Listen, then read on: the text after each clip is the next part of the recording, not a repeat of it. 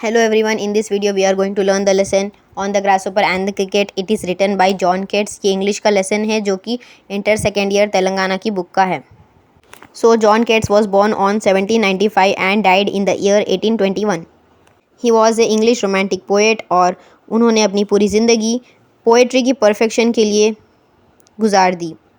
उनकी पोएम्स को उस टाइम पर ज़्यादा इंपॉर्टेंस नहीं मिली थी, उतनी इंपॉर्टेंस और क्रिटिक्स नहीं मिले थे, लेकिन उनके डेथ के बाद उनको बहुत ज़्यादा रेपुटेशन मिली उनकी पोएम्स की वजह से।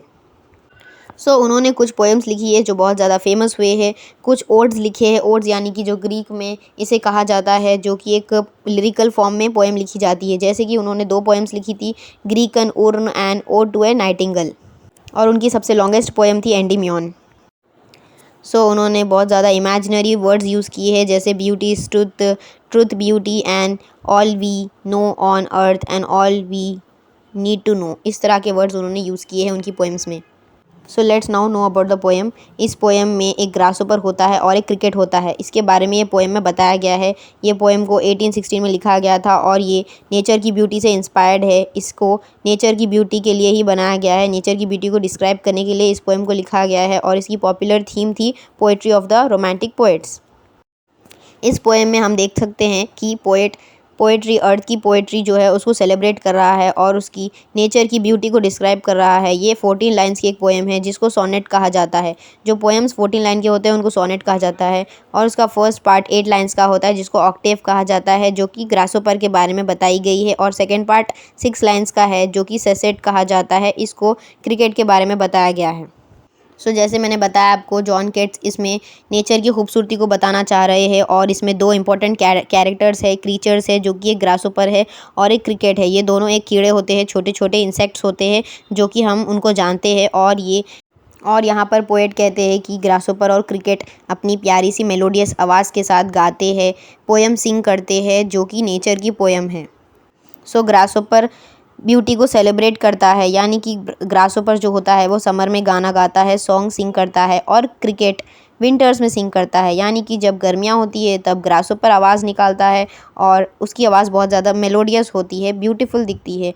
और जो क्रिकेट होता है वो विंटर सीज़न में हमें गाता हुआ सुनाई देता है। उसकी सिंगिंग ग्लोरी है नेचर के लिए और विंटर सीज़न में हमें सुनाई देती है। ये छोटे से क्रिएचर्स है, लेकिन ये वर्ल्ड में बताते हैं कि पोएट्री कितनी इंपॉर्टेंट है और पोएट्री अर्थ की खूबसूरती को किस तरह से डिस्क्राइब कर रही है। Now take a look on the poem. The poetry of earth is never dead when all the birds are faint with the hot sun and hide in cooling trees, a voice will run from hedge to hedge about the new mown mead.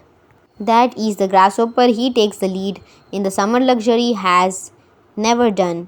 With his delights, for when tired out with fun, he rests at ease beneath some pleasant wheat. The poetry of earth is never dead. इसका मतलब है कि nature कभी भी खामोश नहीं रहता है और इसके अंदर कुछ ना कुछ आवाज़ आती ही रहती है।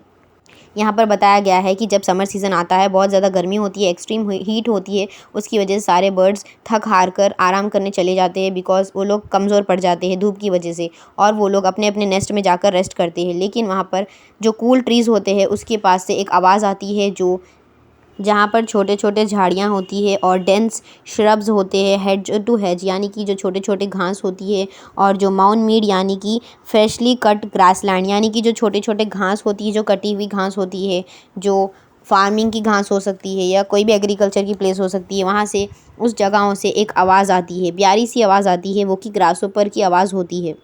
यहाँ पर ग्रासहोपर गाना गाता है समर में, और ये एक लग्जरी की तरह है, और ये बहुत ज़्यादा खुश होकर गाते रहता है, बिना थके बहुत ज़्यादा फ़न के साथ गाते रहता है। लेकिन ये जब ज़्यादा थक जाता है तो ये थोड़ी देर के लिए रेस्ट करता है, जो वीड होती है उसके नीचे, यानी कि एक प्लांट होता है ये वाइल्ड प्लांट, उसके नीचे थोड़ा सा आराम करता है।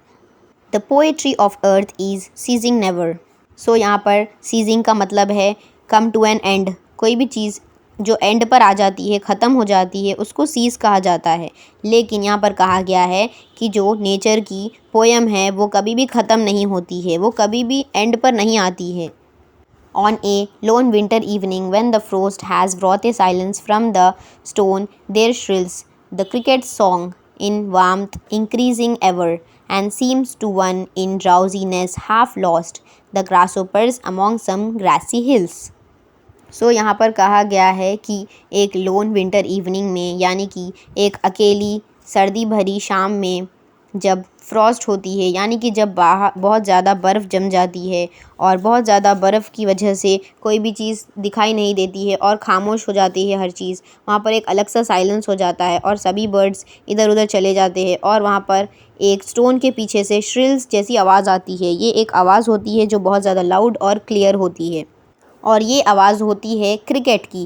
क्रिकेट भी एक छोटा सा प्यारा सा इंसेक्ट होता है जो कि गाना गाता है और इसकी आवाज़ की वजह से बहुत ज़्यादा गर्मी फ़ील होती है। गर्मी यानी कि ऐसा कहा गया है कि उसकी आवाज़ की वजह से हमें अच्छा फ़ील होता है, बेटर फ़ील होता है और एक अलग सी वार्मथ हो जाती है। वार्मथ यानी कि थोड़ा सा बेटर और गर्म फ़ील होता है उस सर्दी भरी रात में।